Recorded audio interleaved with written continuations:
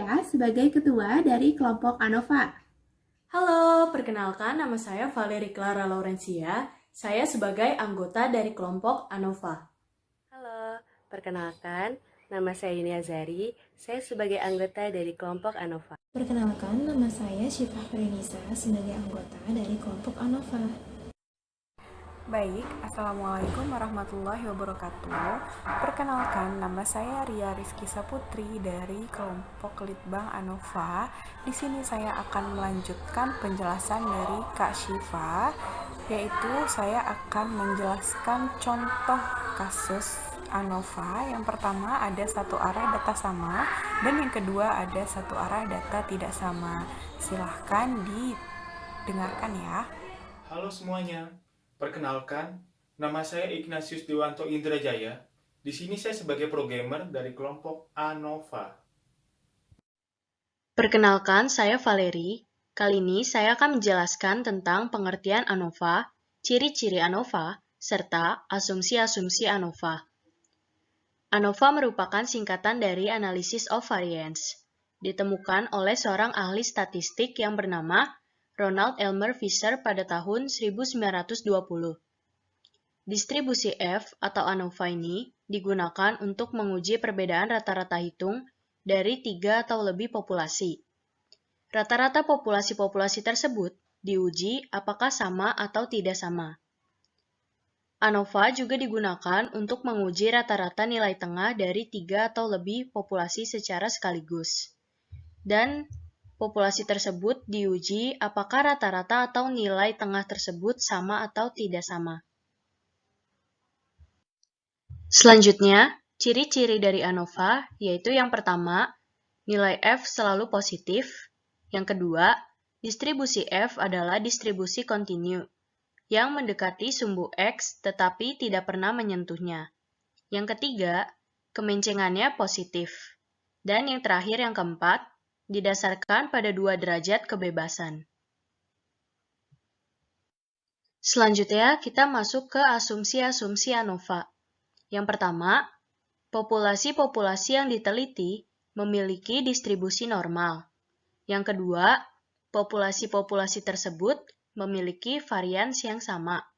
Dan yang terakhir yang ketiga, sampel yang ditarik dari populasi tersebut bersifat bebas, dan sampel ditarik secara acak. Sekian penjelasan dari saya, selanjutnya akan dijelaskan oleh rekan saya. Terima kasih. Perkenalkan, saya Yunia Azhari. Kali ini saya akan menjelaskan klasifikasi ANOVA. ANOVA diklasifikasikan menjadi 2, yaitu 1 one-way ANOVA dan kedua two-way ANOVA. One-way ANOVA adalah klasifikasi satu arah yang biasanya digunakan untuk menguji rata-rata pengaruh perlakuan dari suatu percobaan yang menggunakan satu faktor, di mana faktor tersebut memiliki 3 atau lebih kelompok. Dalam klasifikasi satu arah ini, rumus-rumus yang digunakan adalah yang pertama, untuk ukuran data sama, rumusnya yaitu JKT sama dengan sigma KI sama dengan 1, sigma NJ sama dengan 1, X pangkat 2 IJ dikurang T pangkat 2 per NK. Selanjutnya JKK sama dengan sigma KI sama dengan 1, T pangkat 2 I per N dikurang T pangkat 2 per NK. Terakhir JKG sama dengan JKT dikurang JKK, di mana JKT adalah jumlah kuadrat total, JKK adalah jumlah kuadrat kolom, JKG adalah jumlah kuadrat galat, X pangkat 2 IJ merupakan pengamatan ke J dari sampel ke I, T pangkat 2 adalah total semua pengamatan, T pangkat 2 I adalah total semua pengamatan dalam contoh dari sampel ke I, NK adalah banyaknya anggota secara keseluruhan, dan N adalah banyaknya pengamatan atau anggota baris. Setelah kita menghitung jumlah kuadrat total, jumlah kuadrat kolom, dan jumlah kuadrat galat, kita melakukan analisis seragam dalam klasifikasi satu arah dengan data sama, yang terdiri dari sumber keragaman, jumlah kuadrat, derajat bebas, kuadrat tengah, dan F hitung. Sumber keragaman pada nilai tengah kolom, jumlah kuadrat diisi dengan hasil perhitungan JKK, atau jumlah kuadrat kolom. Derajat bebasnya K dikurang 1, K ini adalah jumlah kolom, jadi jumlah kolom dikurang 1. Untuk kuadrat tengah 1 sama dengan JKK per K dikurang 1. Sumber keragaman pada galat, jumlah kuadrat diisi dengan hasil perhitungan JKG atau jumlah kuadrat galat. Derajat bebasnya K dikali dalam kurung N dikurang 1. K-nya adalah jumlah kolom, N-nya adalah anggota baris. Jadi jumlah kolom dikali dalam kurung anggota baris dikurang 1. Untuk kuadrat tengahnya, kuadrat tengah 2 sama dengan JKG per K dikali dalam kurung N dikurang 1. Sumber keragaman pada total. Jumlah kuadratnya diperoleh dari hasil perhitungan JKT atau jumlah kuadrat total. Derajat bebasnya NK dikurang 1. Jadi, anggota baris dikali jumlah kolom dikurang 1. Terakhir, untuk mencari F hitung sama dengan hasil perhitungan dari kuadrat tengah 1 dibagi dengan hasil perhitungan kuadrat tengah 2. Yang kedua, untuk ukuran data tidak sama. Rumusnya yaitu JKT sama dengan sigma KI sama dengan 1, sigma NJ sama dengan 1, X pangkat 2 IJ dikurang T pangkat 2 per N besar, JKK sama dengan sigma KI sama dengan J, T pangkat 2 I per N kecil dikurang T pangkat 2 per N besar. Yang ketiga ada JKG sama dengan JKT dikurang JKK, di mana JKT adalah jumlah kuadrat total, JKK adalah jumlah kuadrat kolom, JKG adalah jumlah kuadrat galat, X pangkat 2 IJ merupakan pengamatan ke J dari sampel ke I, T pangkat 2 adalah total semua pengamatan, T pangkat 2I adalah total semua pengamatan dalam contoh dari sampel ke I, N besar adalah banyaknya anggota secara keseluruhan, N kecil adalah banyaknya pengamatan atau anggota baris. Selanjutnya, kita melakukan analisis seragam dalam klasifikasi satu arah dengan data tidak sama, yang terdiri dari sumber keragaman, jumlah kuadrat, derajat bebas, kuadrat tengah, dan F hitung. Sumber keragaman nilai tengah kolom, jumlah kuadrat diisi dengan hasil perhitungan JKK, derajat bebasnya K dikurang 1, di mana K-nya adalah jumlah kolom, jadi jumlah kolom dikurang 1. Kuadrat tengahnya yaitu kuadrat tengah 1 sama dengan JKK per K dikurang 1. Sumber keragaman galat, jumlah kuadrat diisi dengan hasil perhitungan JKG, derajat bebasnya N besar dikurang K, di mana N besarnya ini adalah banyaknya anggota secara keseluruhan. Jadi banyaknya anggota secara keseluruhan dikurang jumlah kolom. Kuadrat tengahnya yaitu kuadrat tengah 2 sama dengan JKG per N besar dikurang K. Sumber keragaman pada total, jumlah kuadratnya diisi dengan hasil perhitungan JKT, derajat bebasnya yaitu N besar dikurang 1, jadi banyaknya anggota secara keseluruhan dikurang 1. Terakhir, untuk mencari F hitung, di mana diperoleh dari hasil perhitungan dari kuadrat tengah 1 dibagi dengan hasil perhitungan kuadrat tengah 2. Selanjutnya, klasifikasi ANOVA yang kedua adalah tuai ANOVA. Klasifikasi dua arah adalah klasifikasi pengamatan yang didasarkan pada dua kriteria, seperti varietas dan jenis pupuk. Segugus pengamatan dapat diklasifikasikan menurut dua kriteria dengan menyusun data tersebut dalam baris dan kolom. Kolom menyatakan klasifikasi yang satu, sedangkan baris menyatakan kriteria klasifikasi yang lain. Rumus-rumus yang digunakan dalam klasifikasi dua arah ini dapat dilihat sebagai berikut. Yang pertama, tanpa interaksi. Rumusnya yaitu JKT sama dengan sigma BI sama dengan 1, sigma KJ sama dengan 1, X pangkat 2 IJ dikurang T pangkat 2 per BK. Yang kedua, JKK sama dengan sigma KI sama dengan 1, T pangkat 2J per B dikurang T pangkat 2 per BK. JKB sama dengan sigma BI sama dengan 1, T pangkat 2I per K dikurang T pangkat 2 per BK. JKG sama dengan JKT dikurang JKB dikurang JKK, di mana JKT adalah jumlah kuadrat total, JKK adalah jumlah kuadrat kolom, JKB adalah jumlah kuadrat baris, JKG adalah jumlah kuadrat galat.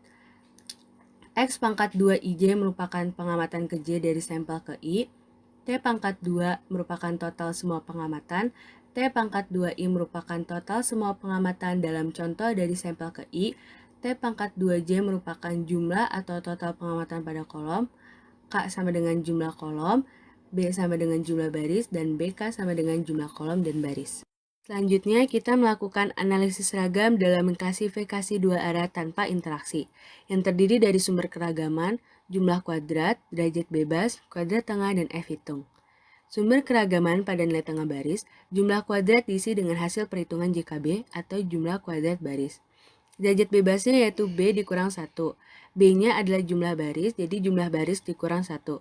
Kuadrat tengahnya yaitu kuadrat tengah 1 sama dengan JKB per B dikurang 1.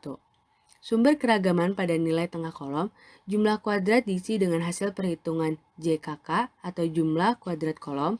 Derajat bebasnya yaitu K dikurang 1. K-nya itu adalah jumlah kolom, jadi jumlah kolom dikurang 1. Untuk kuadrat tengahnya, kuadrat tengah 2 sama dengan JKK per K dikurang 1. Setelah itu kita dapat menghitung F hitungnya, di mana F1 sama dengan hasil perhitungan dari kuadrat tengah 1 dibagi dengan hasil perhitungan kuadrat tengah 2. Selanjutnya sumber keragaman pada galat. Jumlah kuadrat diisi dengan hasil perhitungan JKG. Derajat bebasnya yaitu dalam kurung B dikurang 1 dikali dalam kurung K dikurang 1. Kuadrat tengahnya yaitu kuadrat tengah 3 sama dengan JKG per dalam kurung B dikurang 1 dikali dalam kurung K dikurang 1. Kita dapat hitung F hitungnya, F2 sama dengan kuadrat tengah 2 dibagi dengan kuadrat tengah 3. Terakhir, sumber keragaman pada total. Jumlah kuadrat diisi dengan hasil perhitungan JKT. Derajat bebasnya yaitu BK dikurang 1. Jadi jumlah baris dan kolom dikurang 1.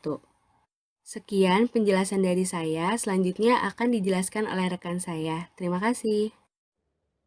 Perkenalkan, saya Syifa Kharunisa. Kali ini saya akan menjelaskan bagian kedua dari ANOVA 2 arah, yaitu dengan interaksi. Di mana bentuk persamaan pertama, JKT sama dengan jumlah X pangkat 2 kali IJK untuk nilai I sama dengan 1 hingga B, dan nilai J sama dengan 1 hingga K, dikurang T pangkat 2 dibagi BKN. Bentuk persamaan kedua, JKK sama dengan jumlah T pangkat 2 kali J dibagi BN untuk nilai J sama dengan 1 hingga K dikurang T pangkat 2 dibagi BKN. Bentuk persamaan ketiga, JKB sama dengan jumlah T pangkat 2 kali J dibagi KN untuk nilai I sama dengan 1 hingga B dikurang T pangkat 2 dibagi BKN.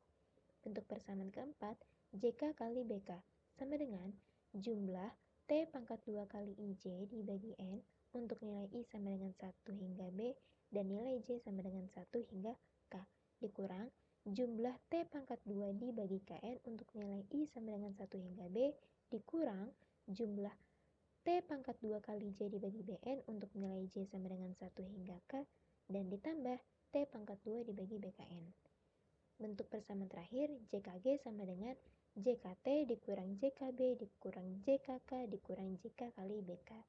Dimana jika kita lihat di samping, untuk keterangannya bahwa JKT adalah jumlah kuadrat total, JKK adalah jumlah kuadrat kolom, JKB adalah jumlah kuadrat baris, JKG adalah jumlah kuadrat galat, JK kali BK adalah jumlah kuadrat baris dan kolom, X pangkat 2 kali IJK adalah pengamatan ke J dan K dari sampel ke I, T pangkat 2 adalah total semua pengamatan, T pangkat 2 kali J adalah jumlah atau total pengamatan pada kolom, T pangkat 2 kali IJ adalah jumlah atau total pengamatan pada baris dan kolom, K adalah jumlah kolom, B adalah jumlah baris, N adalah banyaknya pengamatan atau anggota baris, Bn adalah jumlah baris dan banyaknya pengamatan, Kn adalah jumlah kolom dan banyaknya pengamatan, dan terakhir BKN adalah jumlah baris, kolom, dan banyaknya pengamatan.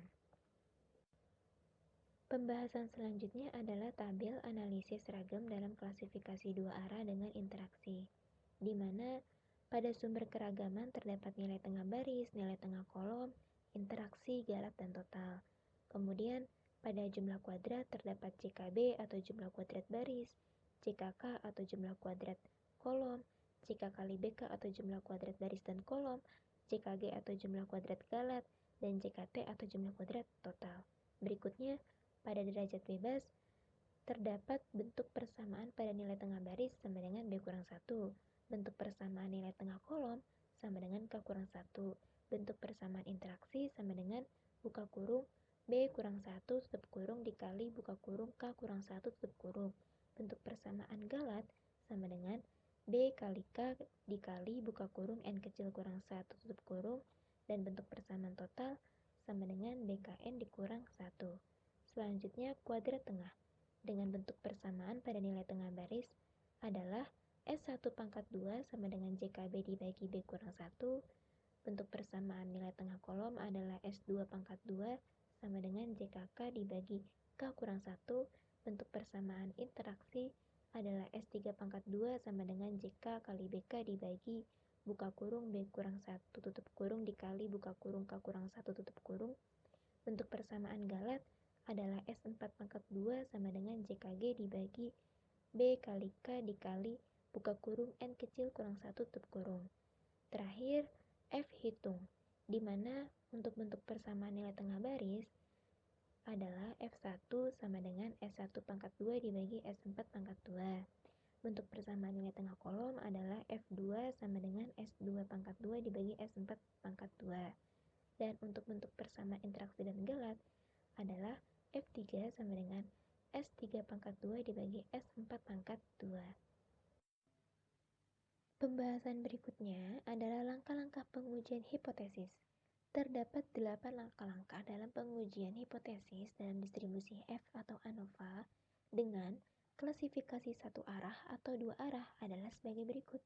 Pertama, tentukan H0 dan H1, di mana H0 adalah rata-rata ke N sampel sama atau identik, sedangkan H1 adalah rata-rata ke N sampel tidak sama atau tidak identik. Kedua, tentukan tingkat signifikan atau alfa. Ketiga, tentukan derajat bebas atau DB dengan 4 klasifikasi. Nah, klasifikasinya itu antara lain A. Klasifikasi satu arah data sama, di mana bentuk persamaannya V1 sama dengan K kurang 1 dan bentuk persamaan V2 sama dengan K dikali buka kurung N kecil kurang 1 tutup kurung. Kemudian B. Klasifikasi satu arah data tidak sama, dengan bentuk persamaan V1 sama dengan K kurang 1 dan bentuk persamaan V2 sama dengan N besar dikurang K. Klasifikasi berikutnya, C. Klasifikasi dua arah tanpa interaksi, dengan bentuk persamaan V1 baris sama dengan B kurang 1, bentuk persamaan V2 kolom sama dengan K kurang 1, dan bentuk persamaan V2 sama dengan buka kurung K kurang 1 tutup kurung dikali buka kurung B kurang 1 tutup kurung. Klasifikasi terakhir, D. Klasifikasi dua arah dengan interaksi, di mana bentuk persamaan V1 baris sama dengan B kurang 1, bentuk persamaan V1 kolom sama dengan K kurang 1, bentuk persamaan V2 kolom sama dengan B kali K dikali buka kurung N kecil kurang 1 tutup kurung, dan bentuk persamaan V1 interaksi sama dengan buka kurung K kurang 1 tutup kurung dikali buka kurung B kurang 1 tutup kurung. Dengan keterangan bahwa K sama dengan kolom dan B sama dengan baris. Langkah keempat, tentukan wilayah kritis atau F tabel dengan besar nilai F lebih dari tingkat signifikan V1 dan V2. Langkah kelima, kriteria pengujian, di mana H0 diterima jika besar nilai F hitung kurang dari sama dengan besar nilai F tabel. Kemudian, H1 diterima jika besar nilai F hitung lebih dari besar nilai F tabel. Langkah keenam, nilai hitung atau F hitung. Langkah ketujuh, keputusan dengan pengaplikasian gambar seperti di bawah ini. Dan langkah terakhir, 8 kesimpulan, yaitu berupa pernyataan hipotesis yang diterima. Sekian penjelasan dari saya, selanjutnya akan dijelaskan oleh rekan saya. Terima kasih. Baik, untuk contoh kasus yang pertama yaitu satu arah data sama. Kembang Floris merupakan toko yang menjual berbagai jenis bunga hias. Toko tersebut ingin mengetahui rata-rata tingkat keuntungan penjualan berbagai jenis bunga yang dijualnya, seperti anyelir, peony, daisy, tulip, lili, dan dafodil. Maka dilakukan pengamatan. Berikut data yang disajikan. Nah, di sini bisa kita lihat jenis bunganya itu ada 6. Nah, berarti kolomnya ada 6. Sedangkan anggota barisnya bisa kita lihat, yaitu baris yang ini ya, yang anyelir memiliki 5 baris, yaitu 12, 15, 10, 20, dan 21. Nah, berarti untuk semua datanya memiliki 5 baris. Nah, Dengan taraf nyata 5%, ujilah apakah ada perbedaan yang signifikan pada rata-rata tingkat keuntungan ke-6 varietas bunga. Seperti yang telah dijelaskan sebelumnya, ANOVA adalah untuk mengetahui perbedaan rata-rata dari 3 atau lebih populasi. Nah, di sini kan ada banyak ya, populasinya lebih dari 3. Nah, jadi maka ANOVA berlaku di sini. Nah, penyelesaiannya H0, rata-rata tingkat keuntungan ke-6 varietas bunga sama, dan H1-nya kebalikannya, yaitu rata-rata tingkat keuntungan ke-6 varietas bunga tidak sama. Dengan taraf nyata 0,05, derajat bebas untuk satu arah data sama, yaitu V1 sama dengan K-1.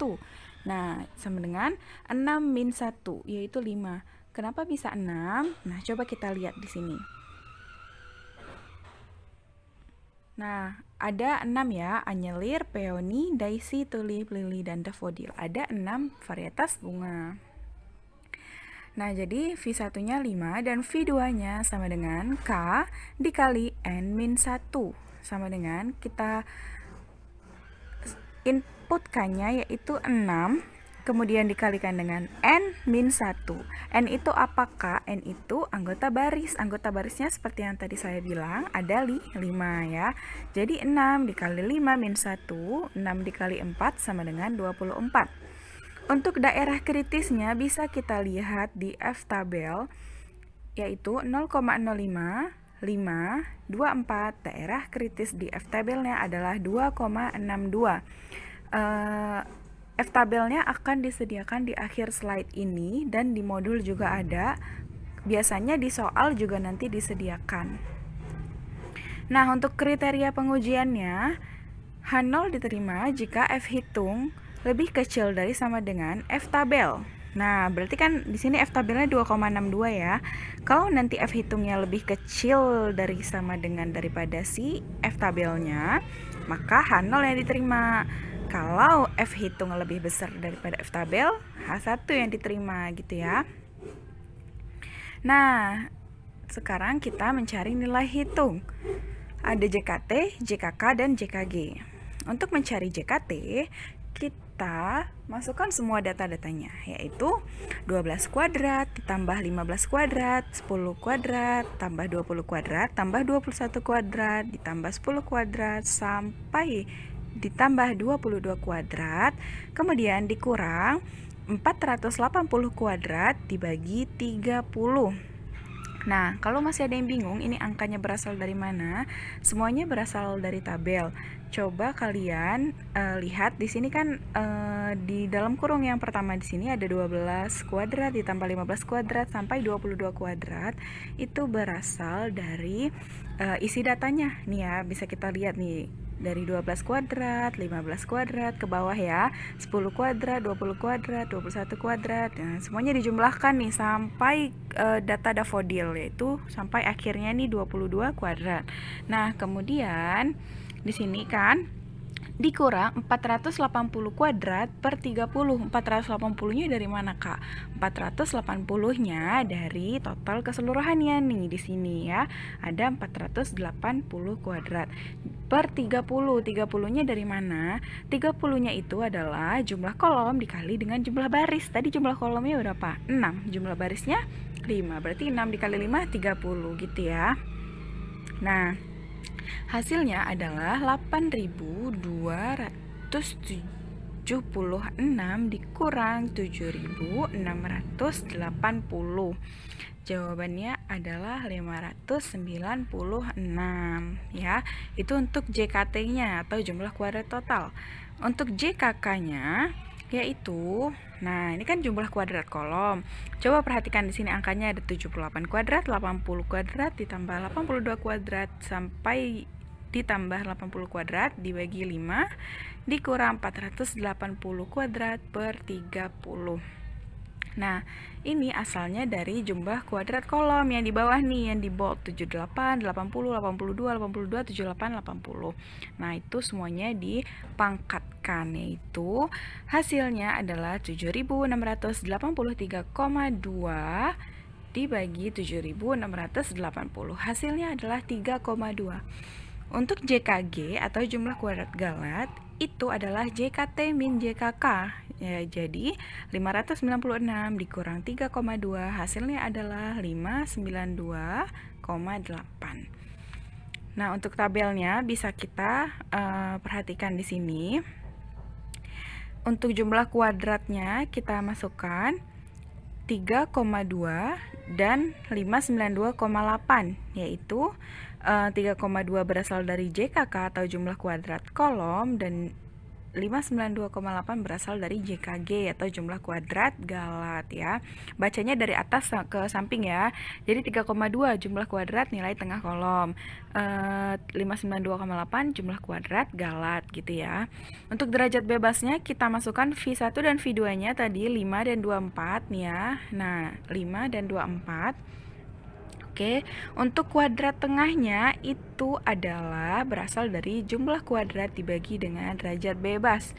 Nah, jadi 3,2 dibagi 5 sama dengan 0,64. Nah, terus kemudian untuk kuadrat tengah Galatnya 592,8 dibagi 24. Hasilnya adalah 24,7. Nah, untuk F hitungnya adalah 0,64 dibagi 24,7. Jawabannya adalah 0,0259. Nah, ini adalah angka F hitungnya 0,029 yang akan kita uji hipotesisnya. Oke, untuk lebih jelasnya kita bikin tabelnya dulu. Maaf, bikin keputusannya dulu. Nah, karena F hitungnya tadi adalah 0,0259, sedangkan daerah kritisnya adalah 2,62. Nah, coba kita lihat di sini, daerah kritisnya di nomor 4 ada 2,62. Nah, berarti kita bikin dulu. Di sini ada 2,62, kemudian kita arsir daerah kritisnya di kurvanya, kemudian F hitungnya berapa? 0,02, berarti kan dia sebelumnya ya. Nah, karena dia lebih kecil daripada si nilai F tabelnya, maka H0 yang diterima. Nah, bisa kita lihat di sini kriterianya. H0 diterima jika F hitung lebih kecil daripada F tabel, lebih kecil dari sama dengan ya. Nah, coba lihat di sini. Nah, F hitungnya di sini 0,02 lebih kecil kan daripada F tabelnya. Nah, berarti H0 diterima gitu. Untuk kesimpulannya kita lihat lagi. Berarti kesimpulan H0 apa tadi? Rata-rata tingkat keuntungan ke-6 varietas bunga sama gitu. Selesai. Nah, sekarang untuk contoh kasus yang kedua, yaitu satu arah data tidak sama. Nah, Rupa Kayu adalah toko furnitur yang menjual berbagai jenis kayu. Toko tersebut ingin mengetahui rata-rata tingkat kecocokan furnitur pada berbagai jenis kayu seperti jati, mahoni, pinus, sungkai, cedar, nyetoh, dan ramin. Berikut data yang diperoleh. Nah, di sini kolomnya ada 7 ya. Jati, mahoni, pinus, sungkai, cedar, nyetoh, dan ramin. Nah, dengan taraf nyata 5%, ujilah apakah ada perbedaan yang signifikan pada rata-rata tingkat kecocokan furnitur tiap-tiap varietas kayu. Untuk penyelesaiannya, H0 masih sama dengan yang tadi, rata-rata tingkat kecocokan furnitur tiap varietas kayu sama dan H1-nya tidak sama. Untuk taraf nyatanya sama, yaitu 0,05. Derajat bebasnya untuk V1-nya itu K-1, K itu jumlah kolom, jadi 7-1 sama dengan 6. Untuk V2-nya, N besar min K sama dengan 30 kurang 7, yaitu 23. Nah, N besarnya ini dari mana? 30. Kalau yang satu arah data sama kan baris dikali kolom ya. Kalau misalnya ini, kita lihat aja data-data yang diisinya ini ada berapa. Dan ternyata data yang terisi di sini ada 30. Nah, berarti 30 min 7 sama dengan 23. Untuk daerah kritisnya, F tabel 0,05, 6, 23 itu adalah 2,53. Kriteria pengujiannya masih sama, H0 diterima jika F hitung lebih kecil dari sama dengan F tabel, H1 diterima jika F hitung lebih besar dari F tabel. Nah, untuk nilai hitungnya, untuk JKT-nya masih sama, caranya dengan yang tadi, kita input semua datanya, yaitu dari 20 kuadrat sampai dengan 15 kuadrat dikurang 510 kuadrat per 30. Jadi, jawabannya adalah 9.348 dikurang 8.670, yaitu 678. Nah, untuk JKK-nya masih sama seperti yang tadi. Hanya saja dia dibagi dengan data yang ada. Nah, coba lihat di sini. Yang pertama di sini ada 82 kuadrat dibagi 5. Kita lihat datanya. Nah, 82 kuadrat ini berasal dari si jati ya, dikurang dibagi 5. Kenapa dibagi 5? Karena data yang terisi itu ada 5. 1 2 3 4 5 ya kan, dari 20 sampai 10. Kalau yang mahoni gimana? Berarti 76 kuadrat dibagi 4 karena data yang terisi ada 4. Nah, coba kita buktikan. Nah ya, 76 kuadrat dibagi 4. Kemudian sampai selanjutnya 66 kuadrat dibagi 4 dikurang 510 kuadrat per 30. 510-nya masih sama ya, dia berasal dari jumlah keseluruhannya nih, 510. Oke, jawabannya adalah 8.758,3 dikurang 8.670. Jawabannya 88,3. Untuk JKG masih sama, JKT min JKK yaitu hasilnya 589,7. Kita bikin tabelnya untuk, nah ingat ya, bacanya dari atas ke samping. Jumlah kuadrat nilai tengah kolom 88,3. Jumlah kuadrat galat 589,7. Nah, totalnya yaitu 678. Kita lihat nih di JKT-nya, jumlah kuadrat total. Derajat bebasnya tadi berapa? 6. Kalau misal derajat bebas galatnya itu 23. Nah, berarti 6 ditambah 23 sama dengan 29. Untuk kuadrat tengahnya yaitu dibagi jumlah kuadrat dibagi dengan derajat bebasnya berapa? 88,3 dibagi 6, 14,7167. 589,7 dibagi 23 yaitu 25,6391.